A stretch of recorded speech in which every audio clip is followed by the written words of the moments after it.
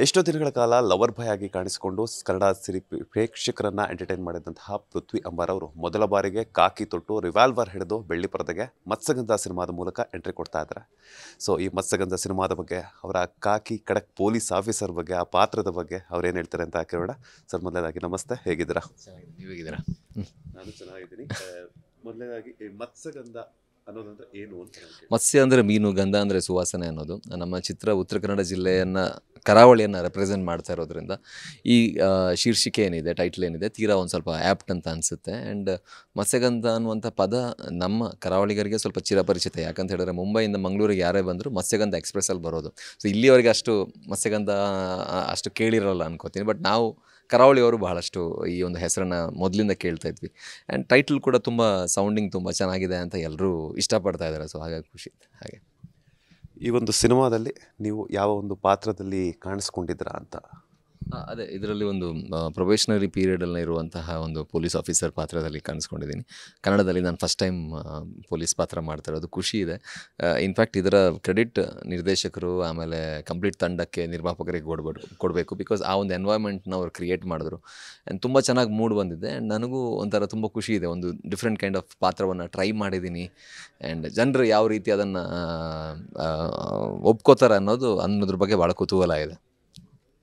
ಕಾಕಿ ಅಂತೂ ತೊಟ್ಟಿದ್ದಾಯಿತು. ಇಷ್ಟು ದಿನ ನಿಮ್ಮನ್ನು ಸಾಫ್ಟ್ ಕ್ಯಾರೆಕ್ಟ್ರಲ್ಲಿ ನೋಡಿದರು, ಈಗ ಖಡಕ್ ಪೊಲೀಸ್ ಆಫೀಸರ್ ಕ್ಯಾರೆಕ್ಟರ್ನ ಮಾಡಿದಾರ. ಸೊ ಅದ್ರ ಪಾತ್ರದ ತಯಾರಿ ಆಗಿರ್ಬೋದು, ಆ ಕಾಕಿ ತೊಟ್ಟ ಮೇಲೆ ನಿಮಗೆ ಆ ಕಾಕಿಯ ಒಂದು ಅವತರಣಿಕೆ ಯಾವ ಥರ ಆವರಿಸ್ಕೊಂಡಿತ್ತು ಅಂತ? ಇಲ್ಲ, ಪಾತ್ರದ ತಯಾರಿ ಖಂಡಿತವಾಗ್ಲು ಯಾವುದೇ ಪಾತ್ರ ಆಗಲಿ ನಾನು ಅದರದ್ದಾದ ತಯಾರಿ ನಾನು ಯೂಶ್ವಲಿ ಮಾಡ್ತೀನಿ. ಬಟ್ ಆ್ಯಕ್ಷನ್ ಅನ್ನೋದು ನನಗೆ ಅಂದರೆ ಇಲ್ಲಿ ನೋಡಿಲ್ಲ ಅನ್ನೋದು ಬಿಟ್ಟರೆ, ನಾನು ಆ್ಯಕ್ಚುಲಿ ಬೇಸಿಕಲಿ ನಾನು ಮಾರ್ಷಲ್ ಆರ್ಟಿಸ್ಟ್ ಆಗಿರೋದ್ರಿಂದ ನನಗೆ ಆ್ಯಕ್ಷನ್ ಭಾಳ ಇಷ್ಟ. ನನಗೆ ತುಂಬ ಇಷ್ಟಗಳಲ್ಲಿ ತುಂಬ ಇಷ್ಟ ಅಂದರೆ ಆ್ಯಕ್ಷನ್ ಪಾತ್ರಗಳು. ತುಳುವಲ್ಲಿ ಮಾಡಿದ್ದೆ, ಕನ್ನಡದಲ್ಲಿ ಫಸ್ಟ್ ಟೈಮ್ ನನಗೆ ಮಾಡೋಕ್ಕೆ ಅವಕಾಶ ಸಿಕ್ಕಿರೋದು. ಖುಷಿ ಇದೆ. ಆದಷ್ಟು ಮಟ್ಟಿಗೆ ನಾನು ಪ್ರಯತ್ನ ಪಟ್ಟಿದ್ದೀನಿ. ಜನರು ಯಾವ ರೀತಿ ತಗೋತಾರೆ ಅನ್ನೋದೇ ನನಗೆ ಮೇಯ್ನ್ ಆಗಿರೋದು. ಆ್ಯಂಡ್ ತಯಾರಿ ಖಂಡಿತವಾಗ್ಲೂ ನನಗೆ ಪರಿಚಯ ಇದ್ದ ಪೊಲೀಸ್ ಆಫೀಸರ್ಸ್ಗಳು, ಅವ್ರ ಜೊತೆ ಮಾತುಕತೆ, ಆ್ಯಂಡ್ ಭಾಳಷ್ಟು ಸಿನಿಮಾಗಳು, ಶಂಕರ್ ನಾಗ್ ಸರ್ ಅವರಿಂದ ಸ್ಟಾರ್ಟ್ ಮಾಡಿ ಎಲ್ಲ ಸಿನಿಮಾಗಳು, ಯಾರೆಲ್ಲ ಕಾಪ್ ಮಾಡಿದಾರೋ ಎಲ್ಲರದ್ದು ಸಿನಿಮಾಗಳು ಒಂದು ಸರಿ ವಿಸಿಟ್ ಮಾಡಿ ನೋಡಿದ್ದೀನಿ. ಬಿಕಾಸ್ ಅವರೆಲ್ಲ ಆ ಯೂನಿಫಾರ್ಮನ್ನು ಯಾವ ಉತ್ಕೃಷ್ಟ ಮಟ್ಟಿಗೆ ಅವರು ತೋರಿಸಿದ್ದಾರೆ, ಕ್ಯಾರಿ ಮಾಡಿದ್ದಾರೆ ಅನ್ನೋದನ್ನು ನೋಡಿ ಅವರಿಂದ ಕಲ್ತಿದ್ದು ಭಾಳಷ್ಟಿದೆ. ಸೊ ಎಲ್ಲ ರೀತಿಯ ತಯಾರಿ ನಡೆದಿದೆ. ರಿಯಲ್ ಪೊಲೀಸ್ ಮತ್ತು ರೀಲ್ ಪೊಲೀಸ್ ಎಲ್ಲರನ್ನೂ ನೋಡಿದ್ದೀನಿ.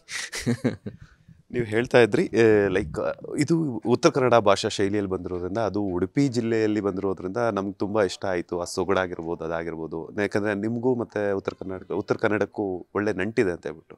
ಸೊ ಮೊದಲೇ ಬಾರಿಗೆ ಆ ಭಾಷಾ ಶೈಲಿಯಲ್ಲಿ ನಿಮ್ಮ ಒಂದು ಜಿಲ್ಲೆಗೆ ಹತ್ರ ಇರುವಂಥ ಪ್ಲೇಸ್ಗಳಲ್ಲಿ ಮೀನುಗಾರರ ಬಗ್ಗೆ ಮಾಡಿರುವಂಥದ್ದು ಎಷ್ಟು ಖುಷಿ ತಂದು ಕೊಟ್ಟಿದೆ ಅಂತ?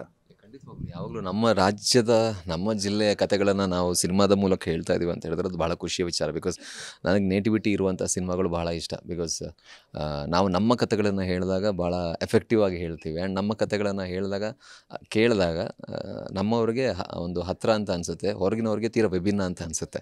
ಸೊ ಅದೆಲ್ಲ ಈ ಸಿನಿಮಾ ಮತ್ಸ್ಯಗಂಧದಲ್ಲಿದೆ. ಉತ್ತರ ಕನ್ನಡ ಜಿಲ್ಲೆ ಒಂದು ಸುಂದರವಾದ ಜಿಲ್ಲೆ.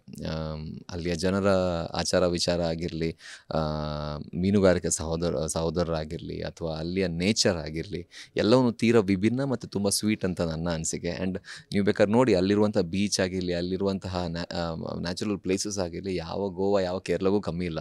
ಅದ್ಭುತವಾದ ಬೀಚಸ್ಗಳಿದೆ, ಅದ್ಭುತವಾದ ಸ್ಥಳಗಳಿದೆ. ಸೊ ಅದನ್ನೆಲ್ಲ ಈ ಸಿನಿಮಾದಲ್ಲಿ ತುಂಬ ಚೆನ್ನಾಗಿ ಎಕ್ಸ್ಪ್ಲೋರ್ ಮಾಡಿದ್ದಾರೆ. ಆ್ಯಂಡ್ ಇನ್ನಷ್ಟು ಎಲ್ಲರಿಗೂ ಗೊತ್ತಾಗಬೇಕು ಅನ್ನೋ ರೀತಿಯಲ್ಲಿ. ಆ್ಯಂಡ್ ಅಲ್ಲಿಯ ಚಿಕ್ಕ ಚಿಕ್ಕ ಆಚಾರ ವಿಚಾರಗಳನ್ನೆಲ್ಲ ಈ ಸಿನಿಮಾದಲ್ಲಿ ತೋರಿಸಿದ್ದಾರೆ. ಸೊ ಹಾಗಾಗಿ ಭಾಳ ಖುಷಿ ಇದೆ. ನನಗೂ ಉತ್ತರ ಕನ್ನಡಕ್ಕೆ ಬಹಳ ನಂಟಿತ್ತು ಮೊದಲಿಂದ. ನಾನು ಅಲ್ಲಿ ಭಾಳಷ್ಟು ಸಿಂಗಿಂಗು, ಆರ್ಕೆಸ್ಟ್ರಾ ಅದೆಲ್ಲ ಮಾಡ್ತಾಯಿದ್ದಾಗ ನಾನು ಅಲ್ಲಿ ತುಂಬ ಕಾರ್ಯಕ್ರಮಗಳನ್ನು ಕೊಟ್ಟಿದ್ದೀನಿ. ಭಾಳಷ್ಟು ಜನ ಪರಿಚಯನೂ ಇದ್ದಾರೆ. ಸೊ ಹಾಗಾಗಿ ಖುಷಿ ಇದೆ, ನಮ್ಮದೇ ಕಥೆ ಹೇಳ್ತಾ ಇದ್ದೀವಿ ಅಂತ ಅನಿಸ್ತಾ ಇದೆ. ಆ್ಯಂಡ್ ಪ್ರಶಾಂತ್ ಸಿದ್ದಿಯವರ ಚೊಚ್ಚಲ ಸಂಗೀತ ನಿರ್ದೇಶನ ಈ ಸಿನಿಮಾ ಆಗಿದೆ, ಮತ್ಸ್ಯಗಂಧ ಸಿನಿಮಾ ಆಗಿದೆ. ಸೊ ಅವರ ಸಂಗೀತ ನಿರ್ದೇಶನವನ್ನು ಹೊಗಳ್ತಾ ಇದ್ರಿ. ನಟರಾಗಿ ನಟಿಸೋದ್ರ ಜೊತೆಗೆ ಅವರು ಮೊದಲನೇದಾಗಿ ಸಂಗೀತವನ್ನು ಕೊಟ್ಟಿದ್ದಾರೆ. ಯಾವ ರೀತಿ ಈಗಾಗಲೇ ಕನ್ನಡ ಸಿನಿ ಪ್ರೇಕ್ಷಕರಲ್ಲಿ ಎಲ್ಲ ಹಾಡುಗಳು ಸಹ ಗುಣಗುಡ್ತಾ ಇದೆ. ಸೊ ಅವರ ಒಂದು ಸಂಗೀತ ನಿರ್ದೇಶನ ಬಗ್ಗೆ ಹೇಳೋದಾದರೆ? ಸಂಗೀತ ನಿರ್ದೇಶನ ಅಂತಲ್ಲ, ಒಂದು ಅದ್ಭುತವಾದ ಪ್ರತಿಭೆ ಅವರು. ಅದು ಖುಷಿ ಇದೆ ನನಗೆ. ಅಂದರೆ ನಟನೆ ಅವ್ರದ್ದು ಎಲ್ಲರೂ ನೀವು ನೋಡಿದ್ದೀರ. ತುಂಬ ದೊಡ್ಡ ದೊಡ್ಡ ಸಿನಿಮಾಗಳಲ್ಲಿ ಬಹಳ ಎಫೆಕ್ಟಿವ್ ಪಾತ್ರಗಳನ್ನು ನಿರ್ವಹಿಸಿರೋರು ಅವರು. ಆ್ಯಂಡ್ ಅವರ ಸಂಗೀತದ ಬಗ್ಗೆ ಹೇಳಬೇಕು ಅಂತ ಹೇಳಿದ್ರೆ, ನಾನು ಅಂದರೆ ಅವರು 20 ಸೆಕೆಂಡಲ್ಲಿ ಅವ್ರ ಹಾಡು ಇಷ್ಟ ಆಗ್ಬಿಡುತ್ತೆ. ಸೊ ಅದು ಒಬ್ಬ ಸಂಗೀತ ನಿರ್ದೇಶಕರಿಗೆ ಇರಬೇಕಾಗಿರುವಂಥ ಬೇಸಿಕ್ ಒಂದು ಒಳ್ಳೆ ಕ್ವಾಲಿಟಿ. ಸೊ ಅದು ಅವರಲ್ಲಿದೆ. ಆ್ಯಂಡ್ ಅವರು ಹುಟ್ಟಿ ಬೆಳೆದಂಥ ರೀತಿಯೆಲ್ಲ ಏನಿದೆ ಅದೆಲ್ಲ ಅವರ ಸಮುದಾಯದ ಒಂದು ರಿದಮ್ ಆಗಿರಲಿ, ಆ ಒಂದು ಸೊಗಡಾಗಿರಲಿ, ಆ ಜನಪದೀಯ ಶೈಲಿ ಆಗಿರಲಿ, ಅದೆಲ್ಲ ಅವರ ಹಾಡುಗಳಲ್ಲಿ ಕೇಳಿಸುತ್ತೆ. ಅದು ನಮ್ಮ ಕನ್ನಡ ಚಿತ್ರರಂಗಕ್ಕೆ ತೀರಾ ಹೊಸ್ತು ಅಂತ ನನ್ನ ಅನಿಸಿಕೆ. ಇನ್ನಷ್ಟು ಹಾಡುಗಳು ಮಾಡಬೇಕು ಅವರು. ಇದೇ ಫೆಬ್ರವರಿಯಲ್ಲಿ ಒಟ್ಟೊಟ್ಟಿಗೆ 2 ಸಿನಿಮಾಗಳ ಮೂಲಕ ಸಿನಿ ಪ್ರೇಕ್ಷಕರನ್ನು ರಂಜಿಸೋದಕ್ಕೆ ಬರ್ತಾ ಇದ್ದಾರೆ. ಸೊ ಬೇರೆ ಬೇರೆ ಜಾನರ್ ಬಂದಿದೆ. ಆ್ಯಂಡ್ ಹಾಗೆಯೇ 2 ಸಿನಿಮಾಗಳು ರಿಲೀಸ್ ಆಗ್ತಿರೋದ್ರಿಂದ ಒಂದು ಕಡೆ ಖುಷಿ ಇರುತ್ತೆ, ಒಂದು ಕಡೆ ಗೊಂದಲ ಇರುತ್ತೆ. ಯಾವ ಕ್ಯಾರೆಕ್ಟರ್ ಯಾವ ಸಿನಿಮಾವನ್ನು ಒಪ್ಕೊತಾರೆ, ಯಾವ ಕ್ಯಾರೆಕ್ಟರ್ನ ಒಪ್ಕೊತಾರೆ ಅಂತ. ಸೊ ಸದ್ಯಕ್ಕೆ ಇವಾಗ 2 ಸಿನಿಮಾಗಳ ರಿಲೀಸ್ ಆಗ್ತಿರೋದ್ರಿಂದ ನಿಮ್ಮ ಮನಸ್ಸಲ್ಲಿ ಏನು ಓಡ್ತಿದೆ ಅಂತ? ಮನಸ್ಸಲ್ಲಿ ಏನು ಓಡ್ತಾ ಇಲ್ಲ. ಬಟ್ ಅದೇ ಎರಡೂ ತಂಡಕ್ಕೆ ಅವ್ರದ್ದೇ ಆದ ಕ್ಯಾಲ್ಕುಲೇಷನ್ ಇರೋದ್ರಿಂದ ಮುಂದೆ ಹೋದರೆ ಒಂದಷ್ಟು minus point, exam, election, IPL ಅದೆಲ್ಲ ಇರೋದ್ರಿಂದ ಇದೇ ಡೇಟ್ನಲ್ಲಿ ರಿಲೀಸ್ ಮಾಡಿದ್ರೆ ಅವ್ರಿಗೆ ಒಂದಷ್ಟು ಪ್ಲಸ್ ಪಾಯಿಂಟ್ ಇದೆ ಅನ್ನೋದು ಅವ್ರ ಕ್ಯಾಲ್ಕುಲೇಷನ್ ಆಗಿರೋದ್ರಿಂದ ನಾನು ಆ್ಯಸ್ ಅನ್ ಆ್ಯಕ್ಟರ್ ಅದನ್ನು ಗೌರವಿಸಬೇಕಾಗತ್ತೆ. ಸೊ ಎರಡೂ ಫಿಲ್ಮನ್ನು ನನ್ನ ಕೈಲಾದ ಮಟ್ಟಿಗೆ ನಾನು ಪ್ರಮೋಟ್ ಮಾಡ್ತಾಯಿದ್ದೀನಿ. ಹೇಗೆ ಆಗುತ್ತೆ, ಹೇಗೆ ಆ್ಯಕ್ಸೆಪ್ಟ್ ಮಾಡ್ತಾರೋ ಅನ್ನೋದು ಖಂಡಿತವಾಗ್ಲೂ ನನಗೆ ತೀರಾ ಕುತೂಹಲ ಇದೆ. ಮತ್ಸ್ಯಗಂಧ ಒಂದು ಬೇರೆ ರೀತಿಯ ವಿಭಿನ್ನವಾದ ನೇಟಿವಿಟಿ ಇರುವಂತಹ ಸಿನಿಮಾ ಆದರೆ, ಫಾರ್ ರಿಜಿಸ್ಟ್ರೇಷನ್ ಒಂದು ಫ್ಯಾಮಿಲಿ ಡ್ರಾಮಾ. ಎರಡೂ ವಿಭಿನ್ನವಾದ ಸಿನಿಮಾಗಳು, ಎರಡೂ ಬೇರೆ ಬೇರೆ ರೀತಿಯ ಸಿನಿಮಾಗಳು. ಎರಡೂ ಸಿನಿಮಾಗಳು ನೋಡಿದಾಗ ಬೇರೆ ಬೇರೆ ರೀತಿಯ ಫೀಲ್ ಖಂಡಿತವಾಗ್ಲೂ ಆಡಿಯನ್ಸ್ಗೆ ಸಿಗುತ್ತೆ. ಸೊ ನಮ್ಮ ಸಿನಿಮಾ ಅಂತಲ್ಲ, ಕನ್ನಡದಲ್ಲಿ ಯಾವುದೇ ಒಳ್ಳೆ ಸಿನಿಮಾ ಬಂದಾಗ ದಯವಿಟ್ಟು ಎಲ್ಲರೂ ಥಿಯೇಟ್ರಿಗೆ ಬಂದು ನೋಡಿ ಅಂತ ಕೋರ್ತೀನಿ ಅಷ್ಟೇ. ಮತ್ಸ್ಯಗಂಧ ಸಿನಿಮಾದ ಮೂಲಕ ಕನ್ನಡ ಸಿನಿ ಪ್ರೇಕ್ಷಕರಿಗೆ ಯಾವ ಒಂದು ಮೆಸೇಜನ್ನು ಕೊಡೋಕ್ಕೆ ಹೊರಟಿದ್ದೀರಾ ಅಂತ? ಮೆಸೇಜ್, ಈ ಸಿನಿಮಾದಲ್ಲಿ ಒಂದು ಚಿಕ್ಕ ಮೆಸೇಜ್ ಇದೆ. ಯೂಶ್ವಲಿ ಇದು ಭಾಳ ನನಗೆ ಅನಿಸಿದ್ದು ತುಂಬ